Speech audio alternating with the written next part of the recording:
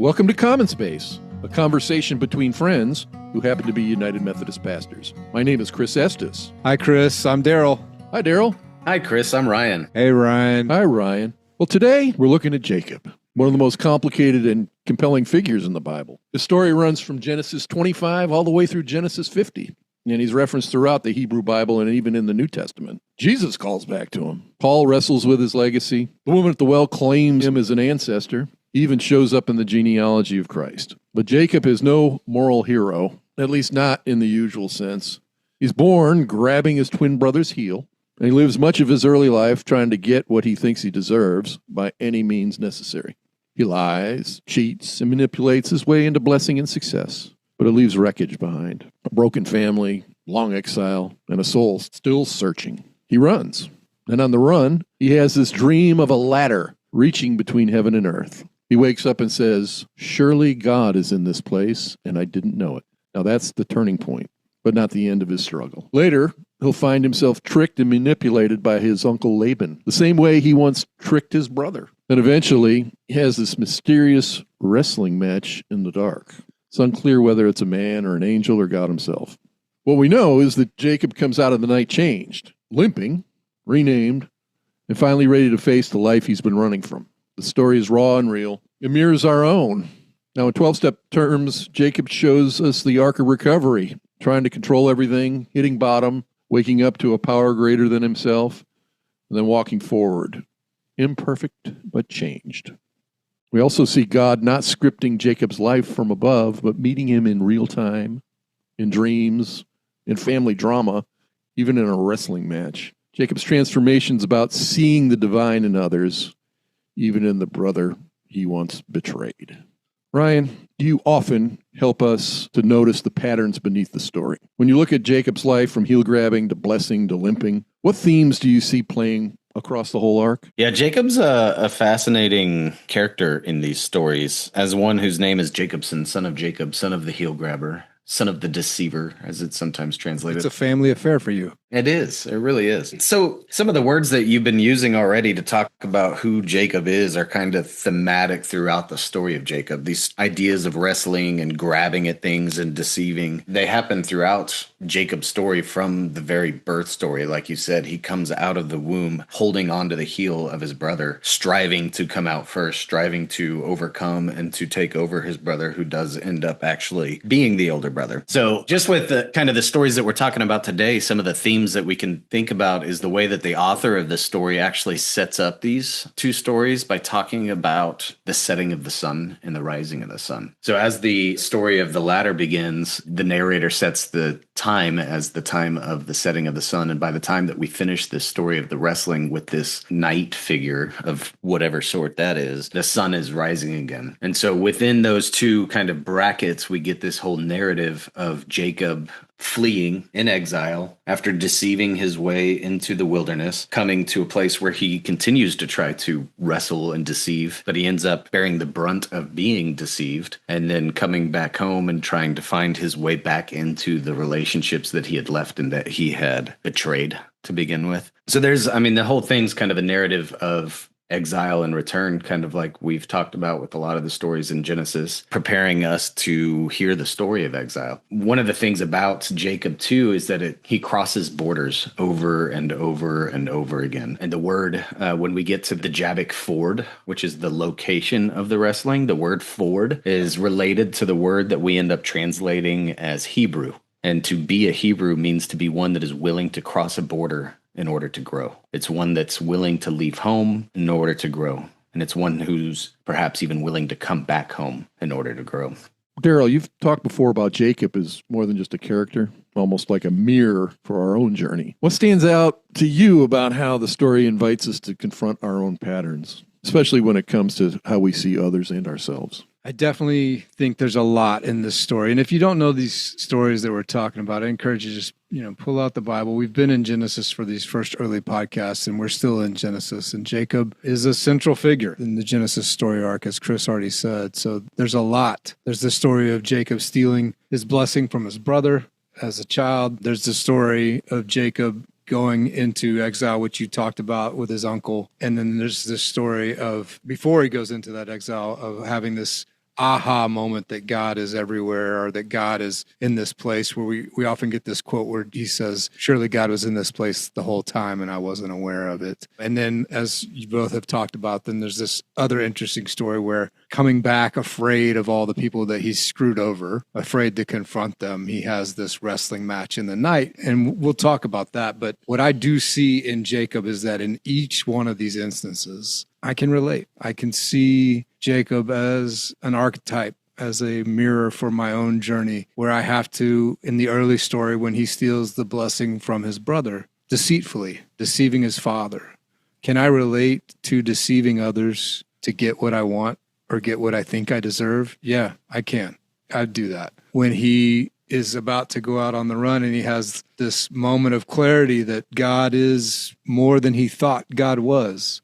Can I relate to that? You bet. I've had that experience over and over. Can I then relate to the experience of, hey, my manipulative ways have landed me somewhere I didn't think I would ever be, and now I'm the manipulated. I'm the one getting screwed over. Yeah, I can relate to that. And then, like Ryan said, coming home, can I relate to getting some clarity, realizing I need to clean up my mess, and being afraid of what that's going to look like, coming home and cleaning up those messes and having to confront some things in the night that may not be easy to confront, the kind of things that I might leave with a limp if I actually confront them. Yeah, these are things to which I can relate in each instance. And I think that's the real power of this story. Yeah, what hits me is how Jacob is not only wrestling with God, but he's wrestling with himself, his own identity, really. It's like, who am I when I'm not manipulating? Or who am I without the mask?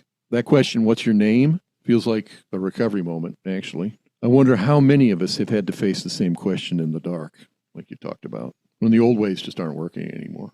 Yeah, the story is ambiguous. I was going to say intentionally ambiguous. I don't know if it's intentional or not. I wasn't there. I don't know the writer, but it is dang sure ambiguous about who it is that Jacob wrestles with. And it is beautiful. It's beautiful ambiguity, because it could be that Jacob is wrestling with Jacob. It could be that Jacob is wrestling with an angel. Hosea tells us that's who Jacob was wrestling with, was with an angel. Jacob's own words as he comes out of the wrestling match is, surely I have wrestled and seen God face to face. So Jacob seems to think that he's wrestling God. And I love the ambiguity of it, because what we end up with is we have this guy whose name starts off as Jacob, heel grabber, right? Deceiver. And he ends up after this wrestling match with his name being Israel, one who wrestles with God. And the fact that it's ambiguous for this cat's journey of deceiving people and being deceived, of screwing people over and getting screwed over, leaves this ambiguity wide open for us with this connection, like, am I wrestling God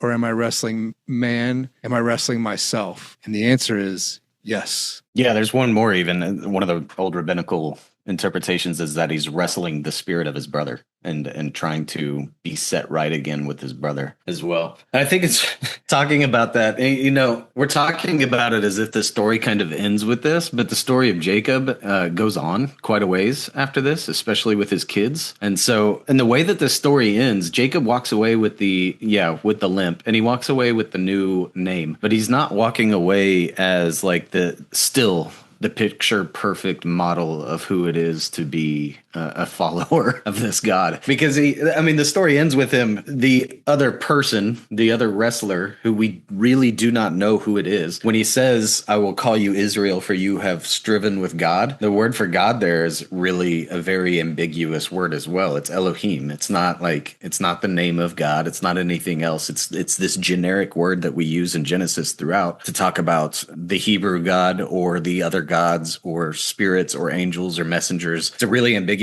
word. And Jacob goes, oh yeah, I've wrestled with God.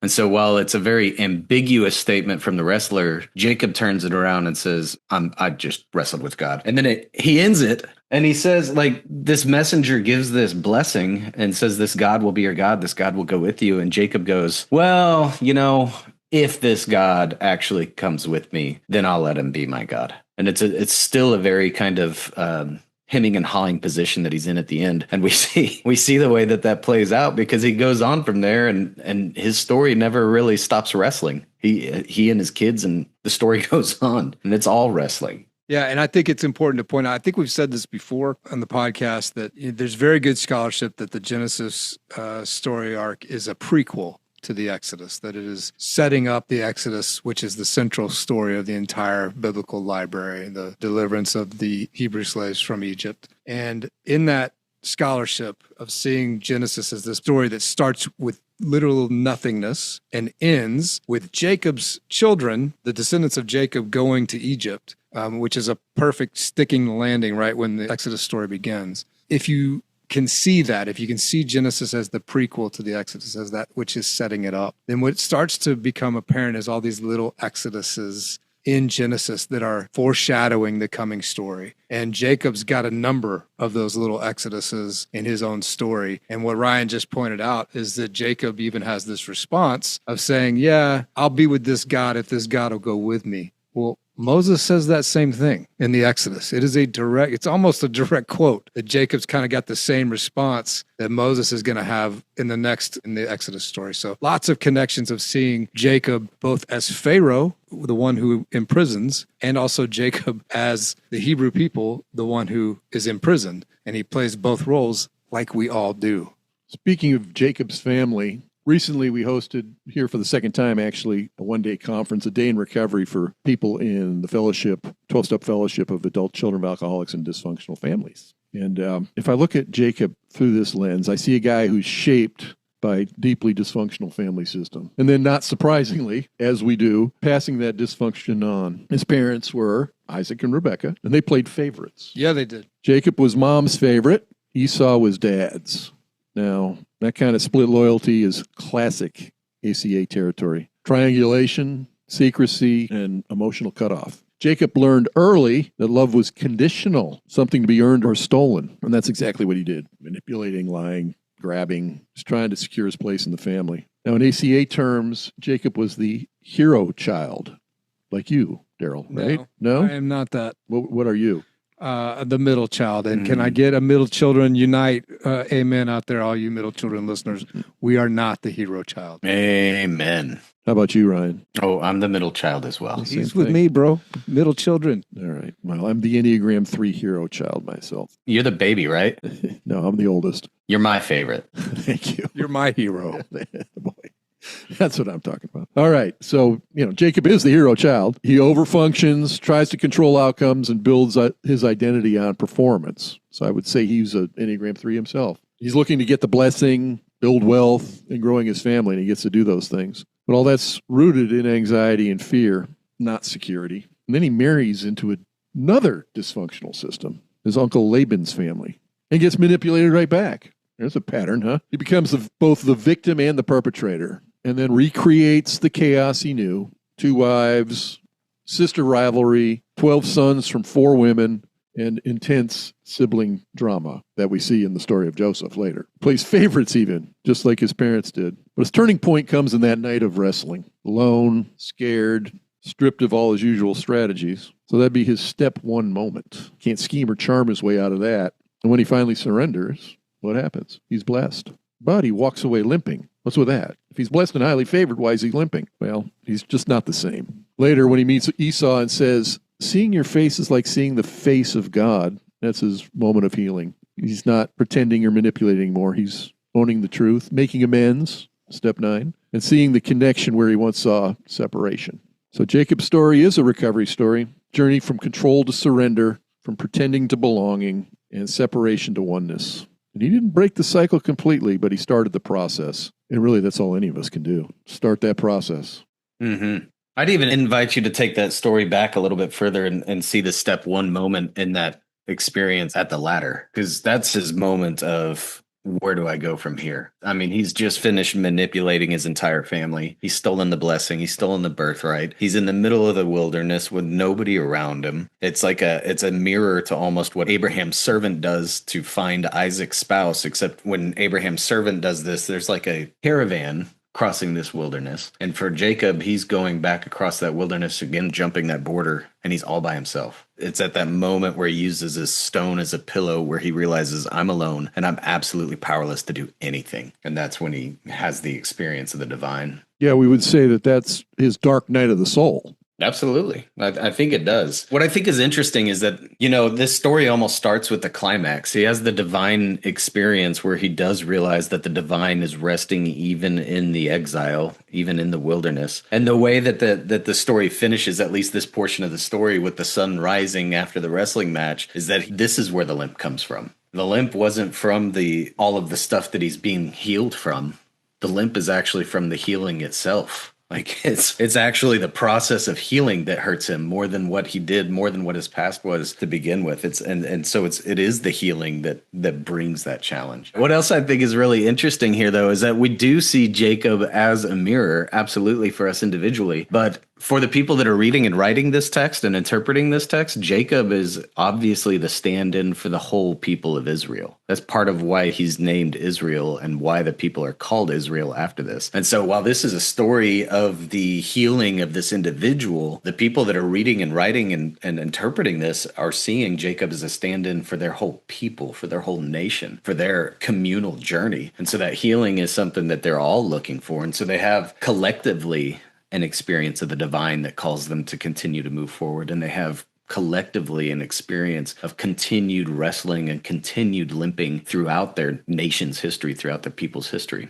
Yeah, on one level, and I get that we're all going to approach these stories differently at different times in our life, and that's fine. They're there for that. But on one level, if you zoom way out, this story is so spacious for our lives, as Ryan just pointed out, to say, look, we're all going to go on this journey where we see ourselves as the source. It's up to me. If I'm going to get anywhere, if I'm going to get anything, I'm going to have to grab it myself. And this story says you can try that. You can try manipulating, seeing other people as a means to an end, seeing yourself as detached from others, as somehow separated. You can try that. And here's how it's going to go. You're going to end up on the run using a rock for a pillow. In a desperate moment, you might actually be so desperate on the run that you kind of have a God moment because you got nowhere else to turn. And I think it's a beautiful picture that the rock that was his pillow becomes the rock that marks the spot, right? He uses that pillow rock as the place to build his pillar that says, here's where I had this God encounter. It's very tangible. It's very earthy, and it's very ugly, right? Rocks as pillow as a hard image.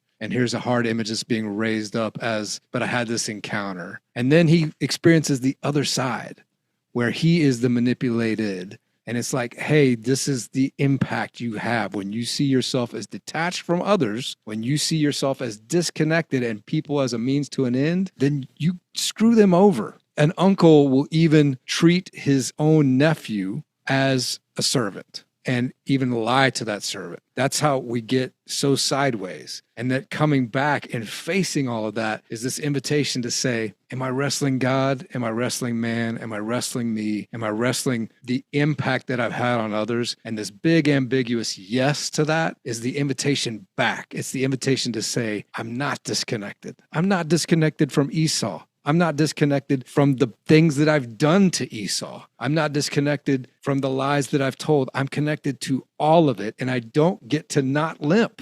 That stuff's going to make me limp. But that same recognition, that same invitation back that's going to make me limp is going to change me into the God wrestler that I actually am, into one who wrestles with the divine. And that is a huge, wide open name that is not exclusive of anyone. Everyone is invited into a name like God wrestlers. Do you wrestle with the divine? Do you wrestle with the concept of God or the idea of God, the notion of God? If you're wrestling with that anywhere, at any time in your life, welcome to the tribe. We sleep on pillow rocks and we mark the spaces where we are changed and we face these things and we continue and we blow it all the time. It's part of it. So I get it when people come to me and say, these stories are really archaic, they're really old, they're troublesome, because they are. We're not diving into the fine parts of this story. There's some really troublesome things in Jacob's story. Women have a really, really terrible time in this story. They're not treated well, they're not respected, they're not valued. So there are problems in this story, and I don't want to gloss over that. But at the same time, it's ancient Near Eastern wisdom literature, and it does have something to say to us now that we can all relate to. Ryan, what would this say to people who would have read this or heard this when it was first compiled, people in exile in Babylon? You mentioned earlier that Jacob was a stand-in for Israel here in this story. Is the story giving them hope, or what is this story doing? I think it's doing a number of things for the people in exile. There's a book by Lawrence Kushner, and this will probably be my book recommendation today, but the name of the book is God Was in This Place, and I Did Not Know. And in this book, Rabbi Kushner lines out like 7 different interpretations of the Jacob's ladder story, which, by the way, there was no ladders. It was probably a ramp, and it was probably like a ziggurat, which is what the people in exile would have been experiencing in Babylon. What's a ziggurat? The ziggurat is like the Babylonian version of the pyramid. It's the giant tower. It's probably also what inspired the story that we talked about last time. Not last time, whenever we talked about it, when we talked about the Tower of Babel. But probably what's in this vision is this ziggurat, this ramp, this staircase that goes all the way up to the heavens, because that is what the people in exile saw being built around them. But what Rabbi Kushner does in this book is he talks about 7 different ways that people have interpreted this story. And part of what it is to help see the different ways that this can help different people in very, very different situations. How the people in exile can read the story and realize that when they're traveling through the wilderness, God is still in that place, even if they're unaware of it. And that when they go into that wilderness and they go into that exile and they start becoming the people that are bearing the manipulation, they are the people that are being used for their labor in order for them to, get their prize. And when they get their prize, they find out that their prize isn't exactly what they had bargained for. And so they get used for their labor more and more. The people in exile are reading the story and thinking Jacob is getting used for his labor just like we are. And when they said that they would give us freedom after so many years of labor, and then they don't, I see that in Jacob's story, because after 7 years of labor, he gets consigned to 7 more years of labor. And so these people are reading this and thinking, oh man, this is my story. This is where I'm at right now. And so then there is kind of this fear and trembling when they finally do get the opportunity to go home. Because when they have the opportunity to go home, the people in exile are going to be facing their ancestors that were not exiled. And this becomes a very big problem, especially when we get into some of our New Testament texts and we start to talk about Samaritans, because the Samaritans very directly kind of come from this exilic period where Hebrew people that were not exiled intermarried with other people and became the Samaritans. And so the people in exile, when they finally do get to come back home, they're going to wrestle with their long lost brothers and sisters. And there is some very real pain in that wrestling. And so this story mirrors all of it in some amazing ways. You know, what I love about this story, and Jacob's story in general, really, is that it doesn't tie things up neatly. That's what you mentioned earlier, Daryl. And there's no perfect resolution here. He walks away limping, still carrying the consequences, but also he's more whole. He moves from control to connection, from grabbing to receiving. And maybe that's what transformation really looks like. Not that we get it all right, but that we start seeing God in places and faces that we didn't before. So here's a question for you listening. Where in your life have you had to wrestle with your own name, your own story? And what did you discover on the other side of that struggle? Book recommendations, fellas? Well, I will go back to the book that I just talked about, Lawrence Kushner, God Was in This Place, and I Did Not Know. It is a wonderful example of how our Hebrew brothers and sisters look at these stories and open them up to be meaningful in a lot of different situations. Yeah, I don't have a book. My recommendation is going to be a website, and it's rabbisacks.org, RABBISACKS.org. That is the website and archive of the former chief rabbi of the UK, Jonathan Sacks. He's passed on, but his legacy lives on. And you just go to that website and search Jacob, and you will find tons of writings by Rabbi Sacks that will change your life. So check out Rabbi Sacks. And my recommendation is a website as well. It's adultchildren.org. That's the website for adult children of alcoholics and dysfunctional families. And specifically, you might look at what's called the laundry list. And it's the 14 traits of an adult child of alcoholic or dysfunctional family or dysfunctional family. So you might check out the laundry list. And if you can answer yes to a bunch of those, you might come and see us at a meeting someday. And so as we wrap up, please send in questions, and we will address those on later podcasts. And send in any kind of comments you have. We love reading them, particularly nice ones. So until then, may your eyes be filled with wonders, your heart full of joy, and your footsteps firm as you walk with God, and let your light become your voice. Bye, everybody. Bye. Peace. Peace. Thank you for listening to this episode of Common Space. Don't forget to follow or subscribe to this show so you don't miss a single episode. If you have a faith-related question you'd like to submit to the show for the chance of it being featured on a future episode, visit ahumc.org/questions to submit. That's ahumc.org/questions. If you'd like to contact the podcast team, email us at podcasts@ahumc.org. That's podcasts@ahumc.org. You can also visit our website, ahumc.org, anytime. Any related links are also in this episode's show notes. Again, thank you so much for being a listener. We truly appreciate your time.